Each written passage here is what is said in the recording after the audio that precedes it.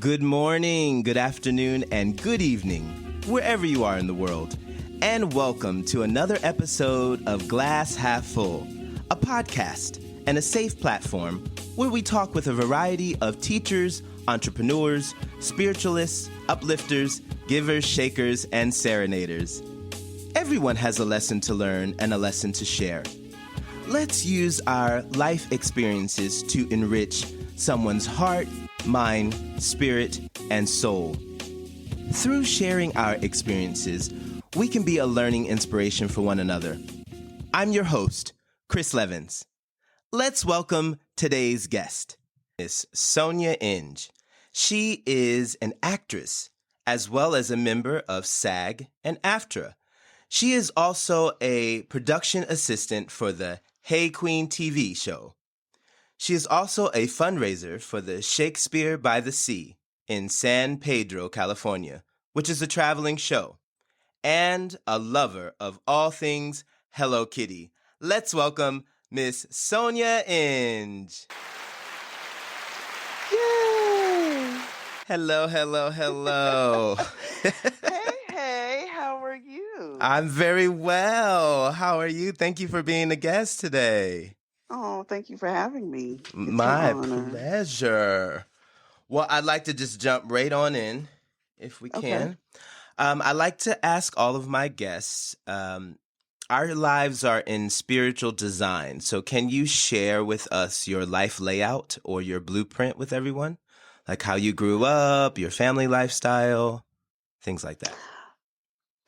Let's see. Born and raised in Norwalk, California, which is in between Long Beach and Anaheim, for people wondering where that is. I was wondering where it was. So I'm about 20 minutes south of downtown LA. So it's a bedroom community, as they call it. It was literally built for people who work in Los Angeles, which were my parents. So my mother was a teacher in South Central Los Angeles, and my dad was a mechanic for Los Angeles County. So that is the blueprint. Grew up with parents who we went to church every Sunday. Shout out to First AME of Los Angeles. And of course, every summer there was a road trip to Alabama to visit relatives. So daddy is from near Mobile and mommy is from near Tuscaloosa. And that's Mobile, Alabama, right? I'm sorry. Yes. Mobile, Alabama and Tuscaloosa, Alabama, about 45 minutes outside from the universities where my mother's from. So yeah. That was my upbringing. Southern. Do you have any siblings? Oh, I'm an only child, but my parents raised, how do I say, they always housed people. So people were always like cousins or my aunt, somebody was always staying with us. So most people who know me are kind of surprised I'm an only because they're like, wow, you share a lot and we travel. Yeah. You know, you don't really trip. You don't always have to have your own space. It's not until people really get to know me that they kind of see it. So I'm selfish when it comes to my time with friends. Mm-hmm. Meaning if you and I say we're going to hang out, but you bring another person and they'll tell me, that's not going to work. I'm going to be quiet the whole time. It's like, yeah, but this is my time with you. So yeah, that's where that's where the only child in me comes out. Oh, that's not too bad then if that's not the only guy. Yeah, my sister used to, that was her qualification is that the guy that she was dating, if he was the only child, she can forget it. He was like, Because she was like, you know, they don't know how to share and the sense of being stingy. And she was like, So that was her cutoff factor of like, you don't have no siblings? Yeah. Yeah. Well, my mom, to be fair, my parents, they knew that. So they always made a point to have me around cousins or around, you know, like little team, organizations at church where I'm around kids a lot.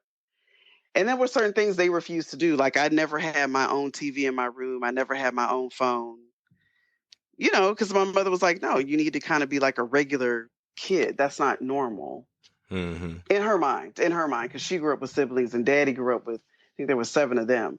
So yeah, they were just like, yeah, you're not going to get those kind of privileges. So I think that's also what changed it. And my bathroom, I always had to share it with whoever was staying with us. Oh, okay. I call it my bathroom. It's kind of the hallway bathroom. But yeah, so I never, you know what I mean? Like I never had my own you know, it was always shared. That's cute. So yeah, I tell people that's why I don't have those kind of traits. Mm-hmm. Well, that is a plus. Definitely for your parents doing it, right? Like, because nobody wants them. They're always counted as negative traits. And so not to have them, but to still be the only child, that's where it's about. Take some tips, parents. Take some tips. Okay. And I don't get along with only children. Oh, really? Mm-mm. Now that's interesting. Don't get along with them. No. Do you think it's because you think differently? I think very differently. Okay. Very differently. They're very, it's all about them. And I'm more like, if I'm in pain, but I see someone who's in more pain, I'm going to let them have the medication before I take it. Oh. I grew up like that. Yeah, I grew up like that. Other only children, it's very rare that we get along because I want to do what I want to do. Whereas I'm like, okay, who wants to do what? All right, well, since Chris wants to go to the zoo and you want to go to the spa, why don't we go to the zoo first? Because I can knock it out, blah, blah, and then we can all go to the spa. Yeah, I'm compromising. Yes. Most only kids are like, let Chris go to the zoo by himself.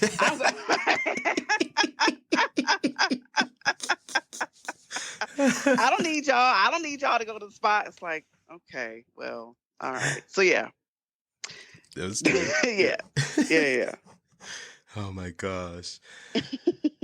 So let me ask you, what kind of goals are you setting now to affect a better and more productive future? That's interesting you should ask that because, you know this, but the listeners don't know. My father just passed away. Yes. March 25th, Alfred Inge, rest in peace. Yes, our condolences. And so one of the things, thank you. And one of the things I've been realizing is I really need to take better care of my mental health. Okay, speak on it. So at first I was looking for a therapist to deal with bereavement. Mm-hmm. And then I realized, no, I need a therapist, especially, being an actor in LA, dealing with all these issues. I lived in Japan from 2005 to 2013, and I'm still having transitional issues. Wow. That no one understands because a lot of the people I know that transitioned at the same time, well, they got married, or they, I don't know, they had a partner so they kind of have someone to bounce it off with. It's just me. And just overall, I think I could kind of use someone to talk to. So that's one thing I'm doing. Being more proactive with writing a web series, which I've talked about doing it for years. Nice.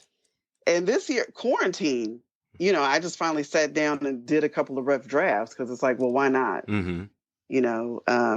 I've attended a lot of like masterclass. Someone gave you a gift of masterclass, so listening to those artists. And, you do these talks that various people like Issa Rae have done. And it's kind of, that's where Hollywood is going, where you kind of need to write for yourself so people know what to do with you. Oh, wow. That makes sense. That was, I've talked to a lot of casting directors and people in the industry, and they kept saying that. They're like, the way to do it is write a web series how you see yourself. And that's how a lot of shows are being picked up. So that's one thing I'm doing. And of course, financial education. Again, with the passing of my dad, inheriting a lot of things. And so I need to I'm okay with finance, but I definitely, am taking classes online to really understand how money works. Yes. So, that's those are the things I'm doing currently. Oh, that's great. That's really good. Yeah.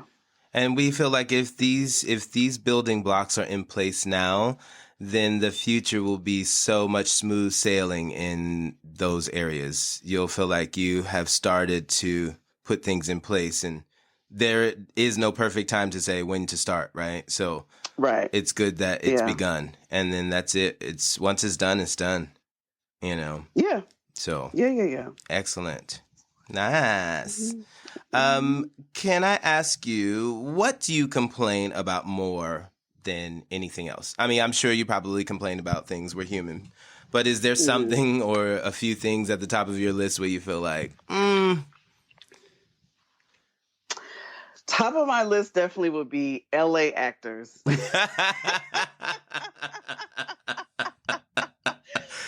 yes, I realize I'm an LA actor, but I have acted and performed in Tokyo. I've acted and performed in London. Not quite made it to New York, but I've been around a lot of New York actors. And the challenge with LA actors is people think you move to LA to study acting. Okay. Which no. Anybody listening, please don't do that. Study in well, if you're an American, New York, Chicago. I would give an honorable nod to like Philly, Seattle, definitely the Bay Area, San Francisco. If you can afford it, London or Australia, specifically Sydney.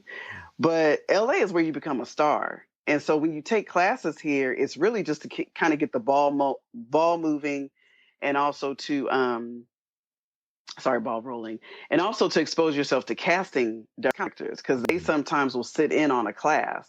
Not sometimes, that's kind of what they do. Oh wow! And they just roll up. Yeah. They'll just and the teacher will say, "Hey, just so you know, my friend here, she casts for NBC," or "My friend here, he's on the casting team for NCIS." Blah blah blah. They sit in on the class. Sometimes they give you a heads up, and sometimes they don't. It kind of depends on the school. So I have found there are people that just show up in a class. Never, like they'll sign up. Somehow they get into the intermediate or advanced class. Let me give you an example. So some schools, the advanced class is only for people who are SAG-AFTRA and have agents. What people don't understand is it doesn't really take a lot to get SAG. Either you struggle like me and bust your butt for 8 years doing everything under the sun so you get your 3 vouchers, or you simply know someone. Oh, hey, so-and-so's dad is the director. And all that dad has to do is put your name in. Yeah, call Taft Hartley. And that's kind of it. And the same with getting an agent. For me, it's good. I've been sending out resumes since I got here. Other people, well, I went to school with an agent. I went to school with someone whose dad is an agent. My uncle is an agent, and they sign you. So boom, you get put in the advanced class, but that person has never taken an acting class. Wow. So I'm dealing with people who literally don't even know what blocking is, or have never read right. And that is serious. Have never read a play, and they think it's funny. Oh, I've never read a play. What are you doing here? Then what are you doing? And so I'm trying to do a scene, and they're just like, wow, a play? Wow, you know a lot about these things. Right. Yeah, so never read a play. Don't understand the importance of dressing for the role in a scene. Wow. Like you have to kind of move like the character. So yeah, that's my issue with LA. But they're on Instagram. That same person, well, I have 25,000 followers. Okay, but that doesn't necessarily make you a good actor. It's true. And and I know I've had classes with people who are, I guess you call them influencers. So they have millions of followers. And do they get on television? Like, yes, but they don't really stay on, because they don't get that it's a craft. Like, you really have to work at it. So that's probably the thing I complain about the most is LA actors. Wow. Who would have thought that would have been your answer reply? OMG. Wow. That is hilarious. Okay, folks, y'all have heard it. I'll be interested to hear what the LA people have to say. Do the work. Do the work. Study your craft. Yes, do the work. Do the work. Okay, let me ask you, what 3 words come to mind when you think of yourself? I'm sure there are many, but can you give me just 3? Observant. Okay. Focused. And petty. Oh my gosh.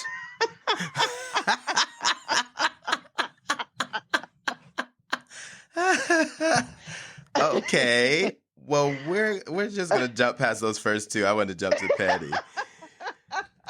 Let's jump to petty. Okay. I can be petty. It's not something I'm proud of, actually, but well, at least you're honest. Thank you for being honest. Thank you for being Yeah, honest. We all can be a absolutely. little petty. Exactly. That's so funny. Yes. What did you want to discuss about me being petty? Is it something that you find that it's something you are always using, or that you always are influenced or feeling that you are doing, or is it sometimes? I would say sometimes, I would say sometimes. Okay. But I definitely, the older I have gotten, I'm open to people telling me why I shouldn't do such and such. Like case in point, what's a good one? I was on the set once. I also do background work. Like a lot of people here, it's how I pay bills. And also I actually kind of like it because I like being on the set and I like seeing how different actors do their craft. But there was a situation where one of the background actors kept complaining about the food. So we get Crafty on set. You get what on set?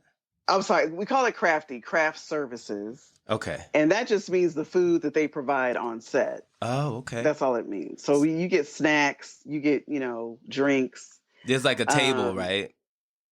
Yes, there is a table. And in some places, if you're doing shows that are always on a set, like they're always filmed at ABC Studios or Warner Brothers, it's a room. Oh, wow. It is a room, child. Wow. It's beautiful, and they got every snack in the world, and maybe on the table they'll have breakfast burritos. Wow. Breakfast for what we call Crafty Craft Services. Breakfast is like an omelet bar, and then if you're SAG, you get a separate Crafty. Uh-oh. So we get like an ice cream machine. Oh, it's beautiful. Oh, nice.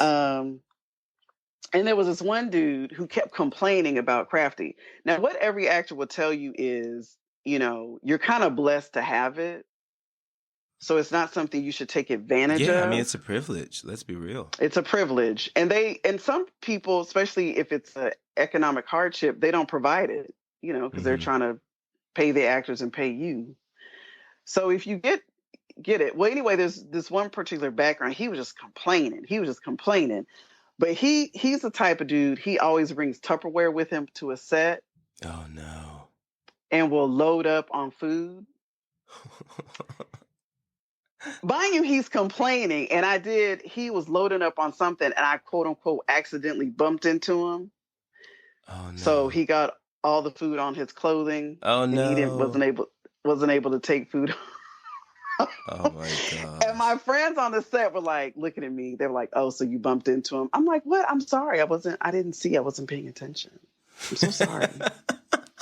I wasn't paying attention. I'm so sorry. I was lost in thought. Because he kept complaining. It was annoying. It's like, bruh, you're complaining, but you done already loaded up about 4 Tupperware full of food. Oh my gosh, that is so out of control. It's always those people, though. It is always right. And he also, he makes us look bad because then the PAs, the production assistants, will be like, "Please do not treat this like a daggone supermarket." We say lunch, dinner, you getting stuff for the rest of the week. Right. Wait till everyone has eaten and wait until we, shut down. And then we'll say, "Hey, we have extra this, come get it." But wait, because you guys are taking all the food and some of the crew hasn't eaten yet. Oh, okay. Yeah, that's not cool. Yeah. That's not cool. It's got to be for everybody. Yeah. That's the only example I'm willing to give. I know that's right. The other 2 words were focused and observant. Observant. Okay. Yeah. Tell me about focused. Once I set my sights on something, that's it. That's it. I'm going to do that thing. And so you can try to talk me out of it. You can say, "But it's really hard. That's going to take you a long time." I'm good with that. That is so you too. I'm good with that. I'm good with that. But if you start, acting in your 30s, you probably won't hit big until your 50s. That's fine. I'm okay. Yep. Yeah. Thanks. Is it thanks? Thanks. But yeah, I don't get talked out of things easy, so if I want to try it, I'm just going to really get into it and do it. Nice. Yeah. Excellent. And observant. Yeah, I'm a big people watcher. I took a stand-up class and we kind of had to do this same exercise. And that's what one of the teachers told me, because I said, "Oh no, I'm funny." And she said, "Well, funny people are observant. And they're, because you guys sit and watch people, and that's how you come up with things for your act." And when she said it, I didn't necessarily believe her, not in a negative way. It was like, well, okay. Until I realized as the week went on, she's right. Like, that's kind of why people like it when I tell funny stories, because I get into the details of why this person is ridiculous, and usually the person is me. Yeah, because I'm watching them and I'm looking at everything and I'm seeing all the dynamics. I'm watching how they move, how they speak, where their hands are when they're talking. So yeah, that's observant. Or even not even so much on a performance level. If someone says, if I say, "Hey, Chris, I know it's late, but do you want to go down the street and get a drink?" And your response is, yeah, that I'm listening to that. And I'm like, "Well, Chris, you don't have to. It's all good." You know what I mean? Some people don't pick up on that. Yeah, it's true. The subtleties. Right. Or if you sigh and say, "Okay, girl, yeah. Oh, wait, Chris, you're tired. It's okay. Oh, yeah, I am." You just pay attention to people's body language. So yeah, that's why I would say I'm definitely observant. And a lot of people have said they appreciate that. Wow, I appreciate that you understood I was kind of tired the other day, or I appreciate that you understood I was overwhelmed. It's like, yeah, I was, because I'm looking at you. Yeah, paying attention. Yeah, I think observant is the same. Yeah, being aware that you are paying attention to being in the moment. Yeah. A lot of people are sometimes they in the past, in the future, next week, but just being able to catch the small subtleties is really important, because you can readjust things easily if you catch those. They don't have to make it to a certain place. You can say, "Oh, okay, now I see this, I can do this." Same thing, being aware of crossing the street or being in, of anything else, just being present, not being on the phone or anything like that. So I get it. I get it. Okay, let me ask you, what has been one of your biggest struggles or defining moments in your life at this point? Woo, that's a two-parter. Dun, dun, dun, dun. Biggest struggle probably has been being a Black woman in mainly non-Black spaces. Wow. And that's dealing with a lot of assumptions. So I'm also a tall Black woman with a very loud voice. So the struggle is, the assumption, I'm a tall Black girl, maybe I get angry. Oh, let's go back to basics. That I played basketball, I played volleyball, I ran track. So people are surprised when I open my mouth and I sound intelligent. Being a tall Black woman who's very well educated and traveled, types of foods, and that always throws people. And really just being me in those spaces, not trying to. And then also a lot of early in my life, I really would try to make people comfortable, because they would just say, "Yeah, when I first met you, I was really scared of you." Oh, really? I get that a lot in non-Black spaces. Yeah. Wow. Well, you weren't smiling. Okay. Okay. Well, I was paying attention to what you were saying. So that's probably been a struggle that I think the older I've gotten, I've realized that's other people's issues. You're right. But it can be annoying at times. And I would say defining moments for me are, I had to narrow this down. So I had a loss of parents, directing a play, and running a marathon. But I'm going to choose for this interview running a marathon. Okay. because that taught me everything about life. I did it in 2001 in Washington, D.C. It was the Marine Corps Marathon. Shout out to the AIDS Marathon Training Group, which I did. And it was, of course, a month after September 11th happened. Oh, wow. And so this trail, people who've done it, you run by the Pentagon. You literally run throughout Washington, D.C. And so, of course, we ran by where the plane crashed. Mm-hmm. And I'm running with people who are running in memory of. So some of the people who died were supposed to take part in that marathon, right? Oh, wow. So you're seeing people, family members with this. And then just training for it in itself. I think one of the things the trainers kept saying, it's not about the finish line, it's about the journey. Nice. So to pay attention as you're running, right? Mm-hmm. And so DC, I think, is a beautiful area to run. And so to run down the mall, which has the George Washington Monument, the White House, the U.S. Capitol, run through the canals of Georgetown, run through Howard University, which is where I went to school. Oh, nice. Shout out HU. Yes, hey. Run through the reservoir where the cherry blossoms are. And then, of course, on the day of, I'm running with people who, they lost people. Oh, wow. So it was just kind of a aha moment for me of, wow, I need to really cherish my time. I really need to stay in the moment. And then running 26 miles, I really didn't think I could do it. And when I finished it, now granted, it took me 14 hours. Wow. But I'm kidding. Wow. It took me, okay. no, it took me,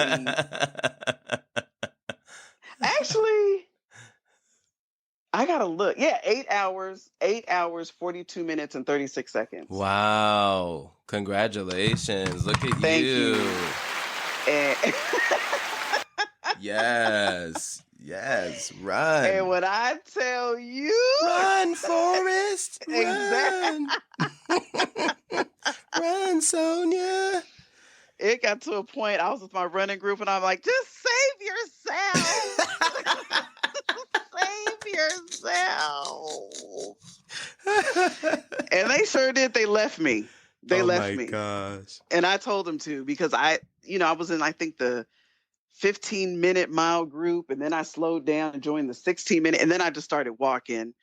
And then I got discouraged because I'm struggling to run, and a group of senior citizens blew past me at the 12-mile mark.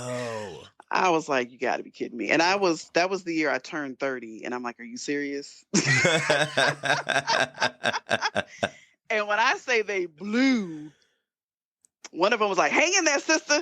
Kept on running. Gosh. Like, all right. And I barely made it. And there's if you don't get to the 14th Street Bridge at a certain time, there's buses that take you to the finish line. Mm-hmm.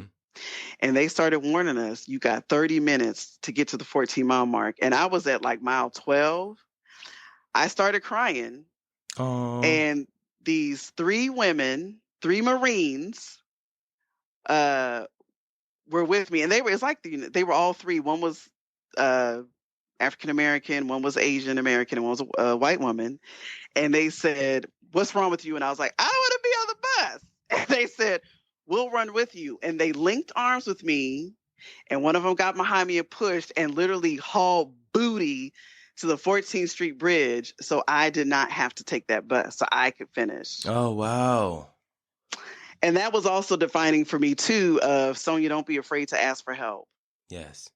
You know what I mean? Don't wait too late till you're waiting for that bus on the bridge for you to be like, you think you can help me out? Yeah. Right. It's okay. Like, they were happy to do it. Cause I'm trying to this day, I don't know their names because they wouldn't tell me. I'm trying to write it down. I was like, no, I want to send you thank you cards. I'm like, nah, this is what we do. We just glad to help you meet your goal. And they took off running to help somebody else. Wow. You know what I mean? So it was just one of those things where, Sonja, it's okay.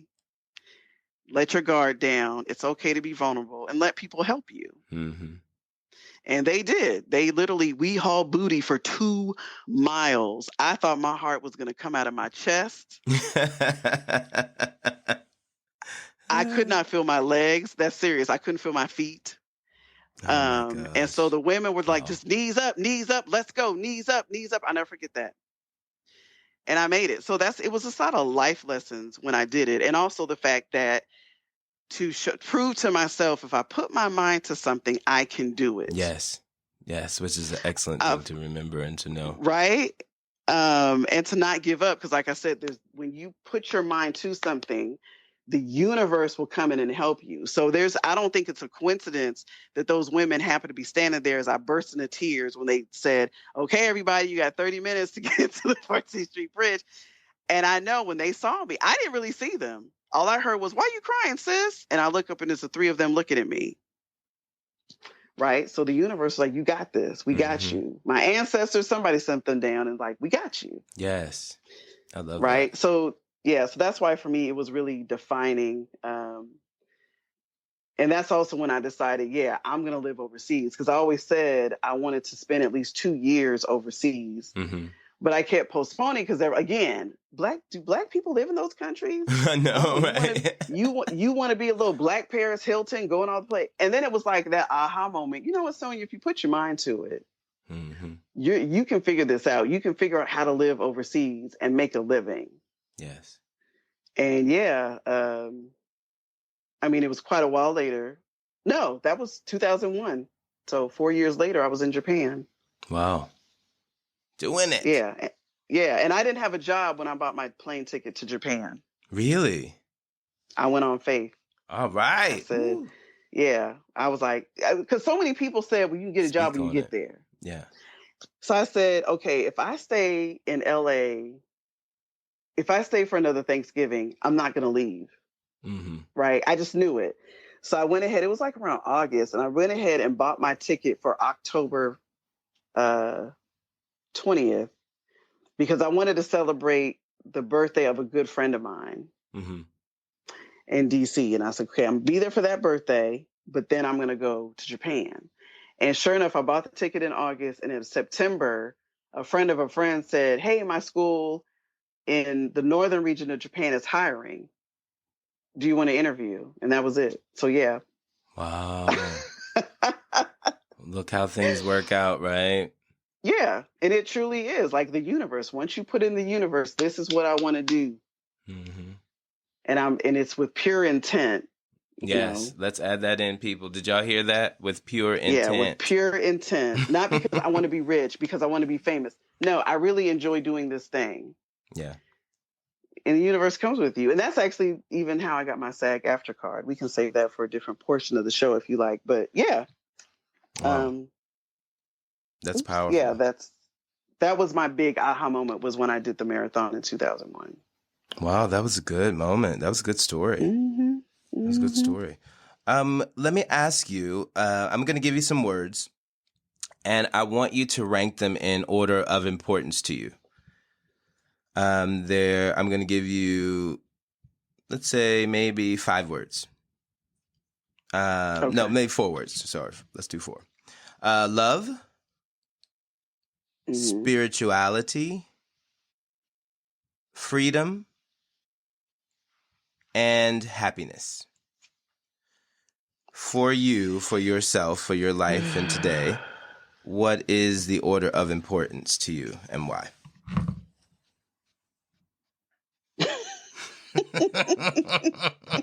I love them all the same, right? I'm going to go with, oh gosh. No wrong answer. It's just what you think. I'm going to go with number 1, freedom. Number 2, love. Okay. Number 3, happiness.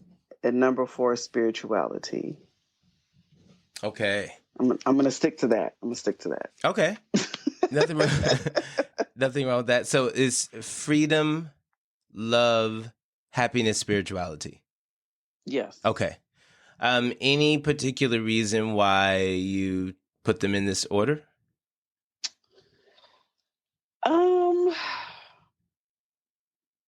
Freedom to me is everything. Okay. Maybe that's the freedom to do what I want, freedom to be friends with who I want to be friends with. Just because earlier in my life, I was pressured to, why do you have so many white friends? Why do you have so many Asian friends?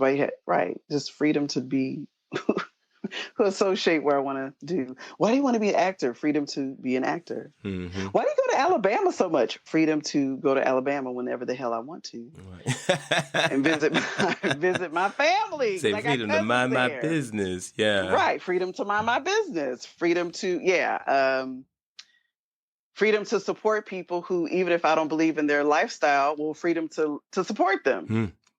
Right. Nice.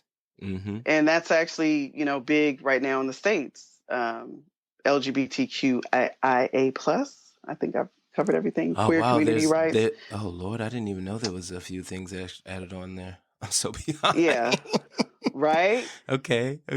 But people saying, well, you don't agree with it. Well, what does that have to do with anything? That's their life. Yep. It sure is. Live it. It's you what I mean? You like it. I love it. Hey, I ain't got to understand everything. Me too. I ain't got to understand everything. Do you? Yep. Exactly. Do you? And freedom to be friends. That's for me is important. And I put love second. That was a hard one for me. It was trying to decide between freedom and love. Okay. But love is I don't know. That's hard. Because to me, love is a part of freedom in my life. That's cute. So it's not that it's not important. It's just like, well, that's part of being free to me. We say love being free. You're right. Yeah. That's and cute. Happiness, I think, comes with those two. I think it's a what do you say? A subset of those. Mm-hmm. Honestly, because if I'm living my free life and loving people unconditionally, that for me is happiness. Yeah, that makes sense. And spirituality is for just because it's not that it's not important to me, but I think it's something that people they complicate it too much. Mm-hmm. And I definitely if people say, are you religious? I say, well, I'm spiritual. Yeah. And it's safer. It's a safer ordeal, to get in, because within spirituality, there are so many layers, so yeah, in today's times it does make it just easier to put it in. Definitely. So yeah. As a wrap up, I love that. Yes. Thank you for your order of importance. In closing, we'd like to ask if you had any final thoughts for our listeners, or anything you'd like to leave us with. Anything I'd like to leave you with? Stay in your own lane. And that's important. A positive and a negative. So the negative, which I'll go through quickly, is mind your own business. Mm-hmm. If they ain't paying your bills, pay them no mind. I know that. And as long as people are paying their taxes, hey, leave them alone. The positive, but the positive of stay in your lane is don't try to be something that you're not. Yes. So a lot of people, particularly I'm a creative, will say, oh, you should have an Instagram, you should have a TikTok, you should have. Well, that's not necessarily my lane. Mm-hmm. That's not my lane. It's a thing. I'm watching it. But people don't understand. People who are influencers and have those channels, it takes a lot. That takes a lot of time. It's true. To do those things. And that's not my lane. My lane is Shakespeare. Mm-hmm. My lane is plays by Lynn Nottage and August Wilson. That's my lane. Mm-hmm. And it's fine to learn new skills, but just stay who you are. Don't try to veer off and try to do something else, because then you'll waste time and then you got to start all over again on what you were doing. Yes. Give it to them. And also the importance of, mental health. Check in with yourself. Be gentle with yourself. I'm learning that now because I've been a caregiver since 2013. And that's one of the big things I've learned the hard way is be gentle with myself. I like that. And it's okay to be a little bit selfish and kind of take care of you first. Mm-hmm. Yeah, so that would be, that's what I would leave people with. I love it. For sure. I love it. I have one more question for you. Do you feel that your glass is half empty or half full? Oh, half full. For sure. Awesome. Mm-hmm. For sure. I think in all things, like I said, I'm currently grieving.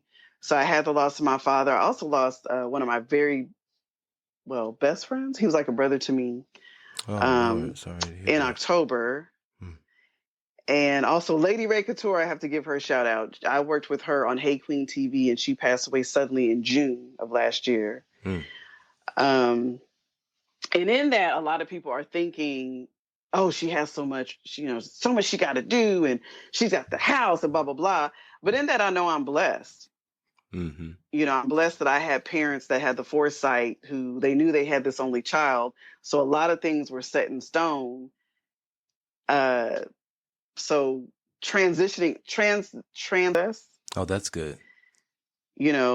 Time, even if half the time I'm crying, but that's okay because Yeah. they hang in there with me. Mm-hmm. Blessed that I have amazing neighbors that checked in on Dad when I wasn't home, and now they're checking in on me. Oh, that's nice. Blessed that I have found Beverly Hills Playhouse, where I'm currently doing scene study, and I have an amazing teacher, Art Cohen. Yes, Mr. Cohen. And I have to give him a shout out, and led to him by Mary Lou Belly, who's an amazing director, and I studied with her. And, it's just nice. So that's why I tell people, no, I'm blessed. People are like, oh, you're lucky. No, I'm not lucky. I'm blessed. Yes, I love that. Yes, I'm blessed. Me too, definitely. Yeah. Blessed that I know Mr. Chris Levens, and he's in my life and was my singing teacher. So he's the reason I have a decent voice on my auditions. Thank you very much. Oh, my pleasure. Yay. We love that. Yes. We love that. Yeah. Oh, yeah. Thank you. Can you tell everyone how they can reach you if they want to get in touch with you? The easiest way, honestly, is Instagram. Okay. I don't do Twitter. I don't do TikTok and Facebook. I'm not really on there a lot, but Instagram I'm on a lot. And it's just my name, Sonja, Sonjai, Inge. I as in igloo, N as in Nancy, G as in great, E as in excellent. And it's just one word, Sonja Inge. Yes, Instagram. Thank you so much for being a guest on Glass Half Full. Thank you for having me. Thank you. Love you. Thank you. Love you too. We're so glad that you could be with us today. Thank you. And thank you to all of our listeners listening in to another episode of Glass Half Full, a safe platform for everyone to share their life experiences. Once again, I'm your host, Chris Levens. Please subscribe, follow, and rate this podcast for more learning experiences. Until next time, be blessed. See ya.